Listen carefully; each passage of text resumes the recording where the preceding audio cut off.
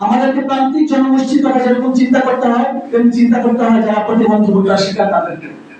আমরা দেখতে পেলাম যে প্রতিবন্ধী হিসেবে আপনারা যারা উপস্থিত হয়েছেন তারা এত গোছানো ভাবে এত কনফিডেন্ট ভাবে আপনাদের রাজনৈতিক আকাঙ্ক্ষার কথা বলছেন যেটা আমাদেরকে রাজনৈতিক ভাবে অনুপ্রাণিত করেছে।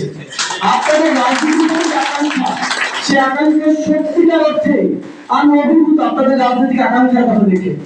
আপনারা যেহেতু জনসংখ্যার দিক থেকে 1,80,00,000 মতো জনগোষ্ঠী প্রতিবন্ধকতার শিকার, আমরা মনে করি আপনাদের জন্য সংসদীয় আসন ন্যূনতম 10টা সংসদীয় আসন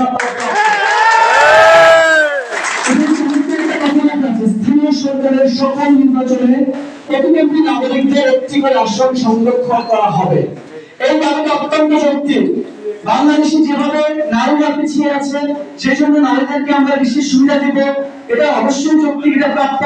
তার পাশাপাশি আমরা মনে করি বাংলাদেশে শ্রমিক কৃষক তারাও পিছিয়ে আছে। আমরা মনে করি বাংলাদেশের প্রত্যেকটা স্থানীয় সরকার নির্বাচনে যেসব এলাকায় শ্রমিক ঘনিষ্ঠ এলাকায়, যেসব এলাকায় কৃষক বেশি, সেসব এলাকায় কৃষকদের জন্য, শ্রমিকদের জন্য এবং প্রতিবন্ধীদের জন্য সংরক্ষিত রাজনৈতিক আসন থাকা উচিত। আপনারা খুব চমৎকারভাবে একটা প্রশ্ন করেছেন, যে প্রশ্নটার উপর দাঁড়িয়ে আছে এনসিপি আপনাদেরকে কিভাবে সহযোগিতা করবে। প্রশ্নটা করেছেন যে 2013 সালে প্রতিবন্ধী ব্যক্তির অধিকার সংরক্ষণের যে আইন, সেই আইনটাকে আমরা এনসিপি যদি রাষ্ট্র ক্ষমতায় যেতে পারি আমরা এর কোনো সংস্কার করবো কিনা।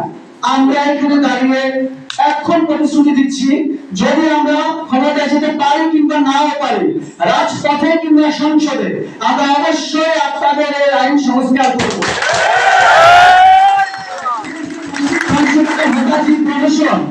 এটার জন্য আমি বর্তমান যে রাষ্ট্র এবং আইন তাকে ধিক্কার জানাই এবং আমি মনে করি আমরা আপনাদেরকে নিয়ে ঐক্যবদ্ধ ভাবে এই ধরনের 900 টাকার ভিক্ষাবৃত্তিমূলক যে অনুদান, এটা আমরা চাই না।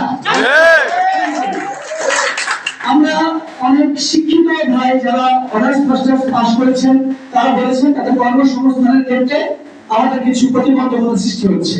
আমার মনে হয় বাংলাদেশে যারা শিশু আছে, বিশেষ চাহিদা সম্পন্ন শিশু, তাদের শিক্ষার ব্যাপারে যদি আরেকটু জোর দেওয়া হয়, সেই সকল শিক্ষা প্রতিষ্ঠানে আপনাদের জন্য কর্মসংস্থানের সুযোগ তৈরি করা হবে। আমরা যদি প্রতিবন্ধী ব্যক্তির জন্য একটা ফ্যাসিলিটিস তৈরি করি, সেই ফ্যাসিলিটি শুধুমাত্র প্রতিবন্ধী ব্যক্তি পাবে না, আমরা যখন বৃদ্ধ হব আমরাও কিন্তু সেই সুযোগটা পাবো। একজন সত্যবুদ্ধ মানুষ আর একজন প্রতিবন্ধী একই সমান।